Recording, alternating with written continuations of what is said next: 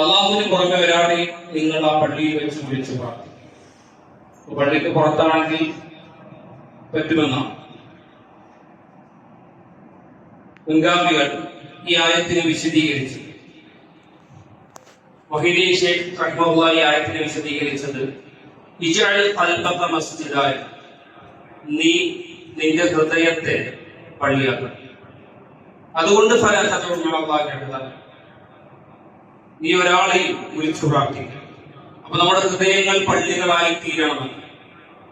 പള്ളിക്ക് ചില പരിപാവനമായ ചില പ്രത്യേകതകൾ അല്ലാഹു സുബ്ഹാനഹു വ തആല കൽപ്പിച്ചിട്ടുണ്ട്.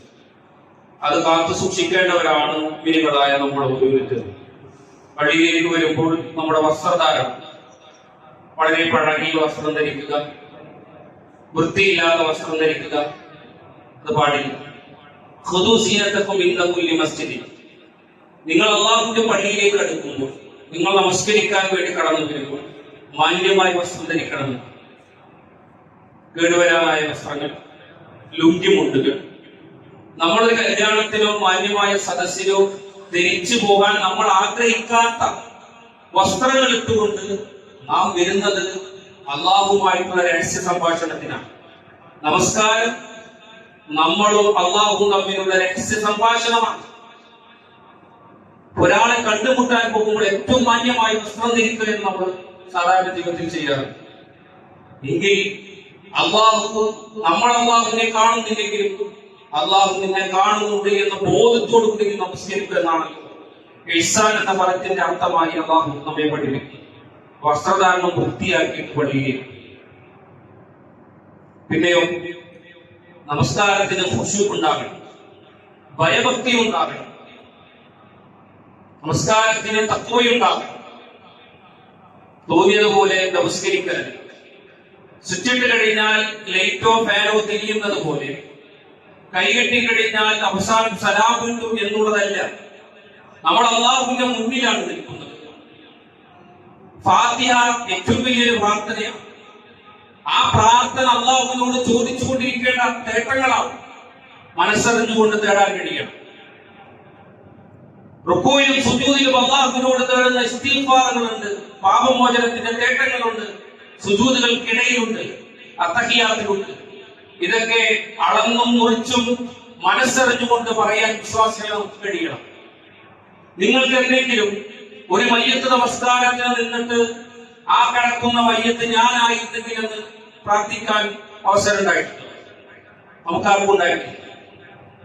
നബി സല്ലല്ലാഹു അലൈഹി വസല്ലം മയ്യത്ത് നമസ്കാരത്തിന് ഇമാം നിന്നപ്പോഴൊക്കെയും സ്വഹാബത്ത് പിന്നിൽ നിന്ന് കരഞ്ഞുകൊണ്ട് പ്രാർത്ഥിച്ചിട്ടുണ്ടായിരുന്നു, ഞാനായിരുന്നു ആ മയ്യത്തെങ്കിൽ എന്ന് ഞാൻ ആഗ്രഹിക്കുന്നു എന്നാണ്. കാരണം നബി സല്ലല്ലാഹു അലൈഹി വസല്ലം അത്ര ആത്മാർത്ഥമായി മയ്യത്ത് നമസ്കാരത്തോടും പ്രവാചകൻ സല്ലല്ലാഹു അലൈഹി വസല്ലം സമീപിച്ചതാണ്. പള്ളികളിൽ ചില മര്യാദകൾ, ഇപ്പൊ താഴത്ത് എഴുതി വെച്ചിരിക്കുന്നത് കണ്ടു, ചെരുപ്പുകൾ ഇവിടെ ആ പുറത്തു വെക്കണം. നമുക്ക് തോന്നുന്ന ചെരുപ്പ് ധരിച്ച് ഒതു കൊടുക്കുന്നവർക്ക് പോയാൽ എന്താ കുഴപ്പമുണ്ട്. നമ്മുടെ ചെരുപ്പ് സംസം വെള്ളത്തിലൂടെ ഒഴുകിയിട്ടല്ല വരുന്നത്. ഈ നാട്ടിലുള്ള എല്ലാ മേഖലകളെയും ചവിട്ടിയിട്ടാ വരുന്നത്. എല്ലാ മാലിന്യങ്ങളും ഉണ്ടാകും. അപ്പൊ അതവിടെ ഇറക്കി വെച്ച് നാം പോകണം. അല്ല എങ്കിൽ നമ്മുടെ ചെരുപ്പ് നനഞ്ഞ പ്രതലത്തിലൂടെ ചവിട്ടിപ്പോയതിൽ എല്ലാം ഉള്ള നജസ്സുകൾ ചവിട്ടിയിട്ട് അല്ലാഹുവിന്റെ പരിപാവനമായി ഈ പള്ളിയിലൂടെ കാണുകയാണ്. അത്രയും വലിയ പാപങ്ങൾ നമ്മൾ ഏറ്റെടുക്കുന്നു. സ്ത്രീകളുടെ ഭാഗത്താണെങ്കിലും പുരുഷന്മാരുടെ ഭാഗത്താണെങ്കിലും അല്ലാഹുവിന്റെ പള്ളിയാണ്, അത് പരിപാലിക്കേണ്ടത് നമ്മൾ ഓരോരുത്തരുടെയും ബാധ്യതയാണ് എന്ന തോന്നലും ബോധ്യവും വിശ്വാസികളും നമുക്ക് ഓരോരുത്തർക്കും ഉണ്ടാകും. റമദാൻ ഏറ്റവും വലിയ പ്രത്യേകത, നമ്മൾ നോമ്പെടുക്കും. നോമ്പ് തുറക്കുമ്പോഴുള്ള പ്രത്യേകത എന്താ? നോമ്പ് തുറക്കാൻ ബുദ്ധി കാണിക്കണം. ജനങ്ങൾ നന്മയിലായിക്കൊണ്ടേയിരിക്കും. നോമ്പ് തുറക്കാൻ ആളുകൾ ധൃതി കാണിക്കും. നോമ്പ് തുറക്കാൻ എന്താ കാണിക്കുന്നത്? ധൃതി കാണിക്കും. 6:35 6:36 ബാങ്കെത്തി. നമ്മൾ 6:30 ആകുമ്പോഴേക്കും ആ ഭക്ഷണത്തിന്റെ മുന്നിലേക്ക് എത്തി ആത്മാർത്ഥമായി അല്ലാഹുവിനോട് പ്രാർത്ഥിക്കണം. രണ്ട് സന്തോഷമാണ് നോമ്പുകാരനുള്ളത്. ഒന്ന് ഈദുൽ ഫിത്ർ, നോമ്പ് തുറക്കുമ്പോഴാണ്. രണ്ട് അല്ലാഹനെ കണ്ടുമുട്ടും നോമ്പുകാരൻ. ഈ രണ്ട് സന്തോഷം. നോമ്പ് തുറക്കുമ്പോൾ വിശ്വാസികളെ നമ്മുടെ ദുർബലതയിൽ നിന്ന്, ക്ഷീണത്തിൽ നിന്ന് റബ്ബിനോട് പ്രാർത്ഥിക്കേണ്ടവരാണ്. നമ്മൾ ലോകത്തുള്ള എല്ലാ വിഷയവും ചർച്ച ചെയ്യും. നമ്മൾ ചർച്ച ചെയ്യുന്നത് മാത്രമല്ല, നമ്മുടെ തൊട്ടു മുന്നിൽ ഇരിക്കുന്ന ഒരാൾക്ക് അല്ലാഹുവോട് പ്രാർത്ഥിക്കണം. നോമ്പ് തുറക്കുന്ന സമയമാണ്. അല്ലാഹുവേ, എന്റെ പ്രയാസങ്ങൾ, എന്റെ പാപങ്ങൾ പുറത്തു തരണം. എന്റെ വീട്ടിൽ രോഗികളുണ്ട്, അതിനൊരു ആശ്വാസം തരണം. കടബാധ്യതയിലാണ് വാപ്പ മുന്നോട്ട് പോയിക്കൊണ്ടിരിക്കുന്നത്, ഞങ്ങൾക്ക് എന്തെങ്കിലും ഒരു എളുപ്പം ഉണ്ടാക്കി തരണം. ലോകത്തിന്റെ വിവിധ ഭാഗങ്ങളിൽ ഒരു കാലക്കിടെ ഇതിന് പോലും കിട്ടാതെ പ്രയാസപ്പെട്ട് ജീവിക്കുന്ന മനുഷ്യന്മാർ പലസ്തീനിന്റെ വിവിധ പ്രദേശത്തിലുമുണ്ട്. അല്ലാഹുവേ, അവർക്ക് നിന്റെ ആശ്വാസം ഉണ്ടാകണമേ എന്ന് ഇരുന്ന് പ്രാർത്ഥിക്കാൻ പോലും അവസരം കൊടുക്കാതെ പ്രയാസപ്പെട്ട് ലോകത്തുള്ള എല്ലാ വിഷയവും ഒച്ചയിട്ട് ചർച്ച ചെയ്യുന്ന നോമ്പ് തുറയുടെ സമയം ശരിയാണോ? പ്രത്യേകിച്ച് അല്ലാഹുവിന്റെ പള്ളികളിൽ ഇത് ശരിയാണോ? തറാവീഹിന് കയറി വന്നു കഴിഞ്ഞാൽ 2 റക്അത്ത് കഴിയാൻ കാത്തിരിക്കുകയാണ്, എന്തെങ്കിലുമൊക്കെ ചർച്ച ചെയ്യാം. നമസ്കാരം കഴിഞ്ഞാൽ അന്ന് നമ്മളെ നോക്കിയിരിക്കുന്നു. എന്താ നമസ്കാരത്തെ കുറിച്ച് പറഞ്ഞത്? നമസ്കാരം കഴിഞ്ഞ് നമ്മൾ പിരിഞ്ഞു പോകുന്നവരെയും അന്ന് നമ്മെ നോക്കിയിരിക്കുമെന്ന്. അല്ലാഹുവിനെ നോക്കാൻ നമുക്ക് സമയം. നമസ്കാരം 2 റക്അത്ത് കഴിഞ്ഞതും നമുക്ക് എന്തെങ്കിലും ചർച്ച ചെയ്യാം, എന്തെങ്കിലും സംസാരിക്കാം. ശരിയായി നമുക്ക് തോന്നുന്നു. നബി സല്ലല്ലാഹു അലൈഹി വസല്ലം പറഞ്ഞൊരു ഹദീസ് കാണാൻ കഴിയും. എത്രയെത്ര ആളുകളാണ് നിന്ന് നമസ്കരിക്കുന്നത്. റമദാനിൽ സുദീർഘമായി നിന്ന് കാലുകൾ ക്ഷീണിച്ച് പ്രയാസപ്പെട്ട എത്ര ആളുകളെ നമുക്ക് കാണാൻ കഴിയും. അവരുടെ നൃത്തം കൊണ്ട് ഉറക്കം പോയി എന്നല്ലാതെ വേറെ വെച്ചല്ല. അല്ലാഹു കാത്തിരിക്കുന്നു. ഇത് ഞാൻ നിങ്ങളോട് പറയുന്നതല്ല. ഒന്നാമത്തെ ചോദ്യവും വർത്തമാനവും എന്നോട് തന്നെ ആയിരിക്കണം. നമ്മുടെ തറാവീഹുകൾ സുദീർഘമായി ഇമാം ഓതുന്നു എന്നുള്ളതല്ല, നമ്മുടെ നൃത്തങ്ങൾക്ക് പ്രതിഫലമുണ്ടാകണം കൂട്ടരെ. ഒരാളെ നോക്കി പുഞ്ചിരിച്ചാലോ ഒരു മുള്ള വഴിയിൽ നിന്ന് മാറ്റിയിട്ടാലോ പ്രതിഫലമുണ്ടെങ്കിൽ എന്ന് അല്ലാഹുവിന് വേണ്ടി വിളിച്ചപ്പോൾ ആ വിളിക്കുത്തരം കേട്ട് വന്നവരാണ് നമ്മിലെ ആണും പെണ്ണുമല്ല. സ്ത്രീകളുടെ ഭാഗത്ത് പ്രത്യേകം പറയാറുള്ളത്, ഈ ദുനിയാവിലെ എല്ലാ കാര്യം ചർച്ച ചെയ്യാവുന്ന സ്ഥലമല്ല പള്ളി. കുടുംബക്കാരും വിവാഹം കഴിച്ചയച്ച പെൺകുട്ടിയുടെ കാര്യവും വിരുന്ന് വന്ന മകളുടെ കാര്യവും എല്ലാം ചർച്ച ചെയ്യാനുള്ള സ്ഥലമല്ല, ചർച്ച ചെയ്യേണ്ടതല്ല. നിങ്ങൾക്ക് നമസ്കാരത്തിനിടയിൽ കിട്ടുന്ന 2 റക്അത്ത് സലാം വീട്ടിട്ട് കിട്ടുന്ന അവസരങ്ങൾ നിങ്ങൾക്ക് എന്തുകൊണ്ട് ഇന്നത്തെ നമസ്കാരം സ്വീകരിക്കണമേ റബ്ബേ എന്ന് പ്രാർത്ഥിക്കാൻ മനസ്സ് തോന്നുന്നില്ല? ഇബ്രാഹിം അലൈഹിസ്സലാമയെയും ഇസ്മായിൽ അലൈഹിസ്സലാമയെയും അല്ലാഹു വിളിച്ചുകൊണ്ട് കഅബയുടെ എടുപ്പ് പൊന്തിക്കാൻ പറഞ്ഞു. രണ്ടാളോടും ഒന്ന് കൽപ്പിച്ചു. രണ്ടുപേരും ആ പണി ചെയ്തു. അല്ലാഹു പറഞ്ഞതുപോലെ ഓരോ കല്ലുകൾ എടുത്തു വെച്ച് പടവുകൾ പൊന്തിച്ചിട്ട് അവരെന്താ ചെയ്തത്? അല്ലാഹു പറഞ്ഞ പണിയല്ല, അല്ലാഹു പറഞ്ഞ കല്ലല്ലേ വെച്ചത്. തിരിഞ്ഞുപോയോ? ഇല്ല. അവരെന്താ പ്രാർത്ഥിച്ചത്? റബ്ബനാ തഖബ്ബൽ, അല്ലാഹുവേ ഇത് ഞങ്ങളിൽ നിന്ന് കബൂലാക്കണേ എന്ന് അവർ പ്രാർത്ഥിച്ചു. തറാവീഹിന്റെ അവസാനം സലാം വീട്ടി കഴിഞ്ഞാൽ, വിത്ർ കഴിഞ്ഞാൽ എന്താ ചൊല്ലേണ്ടത്? സുബ്ഹാന മലിക്കുൽ ഖുദ്ദൂസ്. നമ്മൾ എത്ര പേര് ഇവിടെ ദിവസം ചൊല്ലാറുണ്ട്?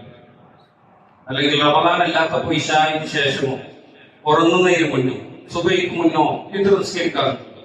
സുബ്ഹാനൽ മലിക്കുൽ ഖുദ്ദൂസ് എന്ന് 3 തവണ വിത്ർ നമസ്കാരത്തിന് ശേഷം ചൊല്ലാറുണ്ട്, നമ്മൾ ചൊല്ലാറുണ്ട്. പിന്നെ വേറൊരു ചിന്തയാണ് 8 റക്അത്ത് കഴിഞ്ഞാൽ എഴുന്നേറ്റ് പോകുക. വിശ്വാസികൾ ഇമാം ജമാഅത്തിന്റെ കൂടെ ഈ ഘട്ടങ്ങളിൽ ഇങ്ങനെയാണ് നമസ്കരിക്കാൻ റസൂലുള്ളാഹി സ്വല്ലല്ലാഹു അലൈഹി വസല്ലം. ഞാൻ പറഞ്ഞു വരുന്നത്, നമ്മുടെ മുന്നിലുള്ള പള്ളിയുമായി ബന്ധപ്പെട്ട നമസ്കാരവുമായി ബന്ധപ്പെട്ട മര്യാദകൾ നമ്മൾ പാലിക്കണം. നമ്മൾ പാലിച്ചില്ലെങ്കിൽ ഈ കാണുന്ന പിഞ്ചു പൈതൽ ആരെ കണ്ടാ പിടിക്കുന്നത്? നമ്മളെ ഓരോ ഉമ്മമാരോടും സഹോദരിമാരോടും സഹോദരന്മാരോടുമാണ് ഞാൻ പറഞ്ഞത്. നമ്മളെ കണ്ടല്ലേ നമ്മുടെ മക്കൾ പഠിക്കുന്നത്. ഒരു ചെറിയ കഥ പറഞ്ഞ് അവസാനിപ്പിക്കും. അതായത് നമ്മുടെ മക്കൾ നമ്മളിൽ നിന്ന് പഠിക്കുന്ന പാഠങ്ങൾ വലിയ പാഠം, തമാശയൊന്നും. വാപ്പ എന്നും ധൃതി പഠിച്ച മനുഷ്യനാണ്. കുട്ടിയുടെ ഒരു കാര്യത്തിന് വാപ്പാക്ക് എത്താൻ കഴിയും. അപ്പൊ അവസാനം കുട്ടിയുടെ പ്രോഗ്രസ് കാർഡ് ഒപ്പിടാൻ വന്നില്ലെങ്കിൽ പ്രയാസം ഉണ്ടാകും. അവസാന ഘട്ടം എത്തി, കുട്ടിയുടെ മാർക്കൊക്കെ കുറഞ്ഞു പോകും. വലിയ പ്രതിസന്ധിയിലായപ്പോ വാപ്പാക്കത്താണ്. വാപ്പ കുട്ടിയെ കൂട്ടിയിട്ട് പുറപ്പെട്ട് വാപ്പ പോകുന്നവിടെയൊക്കെ വാപ്പ വലിയ തരക്കേടില്ലാത്ത മനുഷ്യനാണ്, വലിയ ബിസിനസ്. വാപ്പയുടെ ഏതൊരു പ്രൊജക്ട് പേപ്പർ കൊടുക്കുമ്പോ തടസ്സം പറഞ്ഞാൽ വാപ്പ പേപ്പറിൽ പൈസ വെച്ചിട്ട് അത് ഒപ്പിടും, പാസ്സാവും. ഇത് ചെയ്ത് കുട്ടിയെ കൊണ്ടാ പോണത്. കാരണം വാപ്പാക്ക് സമയം സ്കൂളിലേക്ക് എത്തണം. കുട്ടിയെ കൊണ്ട് അവസാനം ഇതെല്ലാം കഴിഞ്ഞിട്ട് കുട്ടിയെ കൊണ്ട് സ്കൂളിലേക്ക് എത്തി കുട്ടിയുടെ പ്രോഗ്രസ് കാർഡ് ടീച്ചറിന് തീരുമാനം. വാപ്പാടെ മുഖം ചുവന്നു. കുട്ടി ഇപ്പാലെ പോക്കറ്റിൽ നിന്ന് പേഴ്സെടുത്ത് അല്ലെങ്കിൽ കൂലിക്കെട്ടെടുത്ത് വെച്ചിട്ട് ടീച്ചറെടുത്ത് എന്താണ് ഏത് തള്ളുന്ന സാധനവും ഇവിടുന്ന് തിരിച്ചു തള്ളിയാൽ അവിടെ പാസ്സാകും, പൈസ എന്ന് വാപ്പ കാണിച്ചു കൊടുത്തത് കുട്ടി പഠിച്ചു. വിശ്വാസികളിൽ നമ്മുടെ വീട്ടിലെ നമസ്കാരങ്ങളും നമ്മുടെ പള്ളികളിലേക്ക് ഇടപെടലും ഒരു മര്യാദ ഉണ്ടാകും. ആ മര്യാദയിൽ നിന്നാണ് നമ്മുടെ മക്കളും പേരക്കുട്ടികളും പഠിക്കുന്നത്. അത് ഉമ്മമാരോടും അതുപോലെ തന്നെ ഓരോ ഉമ്മമാരോടും പറയണം, നമ്മളിൽ നിന്ന് വേണം പഠിക്കാൻ. റസൂലുള്ളാഹി സ്വല്ലല്ലാഹി അലൈഹി വസല്ലമ പ്രവാചകന്റെ പേരക്കുട്ടികൾ പള്ളികളിൽ വന്ന് കളിച്ചിരുന്ന കുട്ടികൾ പിന്നീട് ഇസ്ലാമിക ദഅവത്തിന്റെ രംഗത്ത് മുന്നിലേക്ക് എത്തിയ ആളുകളായി അവർ മാറി. അതുകൊണ്ട് എനിക്ക് എന്നോടും നിങ്ങളോടും സൂചിപ്പിക്കാനുള്ളത്, പള്ളിയിലേക്ക് വേണ്ട മര്യാദകൾ നമ്മൾ കൊടുക്കണം. നിന്റെ ഹൃദയത്തെ നീ പള്ളിയാക്കണം. ആ ഒരു മര്യാദയിൽ കയറാനും ഇറങ്ങാനും ഇരിക്കാനും സംസാരിക്കാനും നമ്മൾ പഠിക്കുക എന്നുള്ളത് വിശ്വാസികളെ അള്ളാഹുവിന്റെ ദീനിന് നാം കൊടുക്കുന്ന ബഹുമാനമാണ്, ആദരവാണ്. അത് കൊടുക്കാൻ കഴിഞ്ഞില്ലെങ്കിൽ ഏറെ പ്രയാസങ്ങൾ നമ്മൾ സഹിക്കേണ്ടി വരും. അള്ളാഹു സുബ്ഹാനഹു വ തആല അള്ളാഹു ഒരുക്കി തന്ന ഈ അനുഗ്രഹീതമായ സ്ഥലത്തെ ആദരവോടുകൂടി റബ്ബിന്റെ തൃപ്തിയോടുകൂടി പരിഗണിക്കുന്ന വിശ്വാസികളിൽ അള്ളാഹു നമ്മെ ഉൾപ്പെടുത്തി മാറാകട്ടെ. അള്ളാഹുവെ നോമ്പ് തുറയുടെ സമയത്ത് കൃത്യതയോടുകൂടി പ്രാർത്ഥിക്കുക, അർഹമായ പ്രതിഫലം നേടിയെടുക്കാൻ കഴിയുന്ന വിശ്വാസികളിൽ ഞങ്ങളെ ഉൾപ്പെടുത്തി.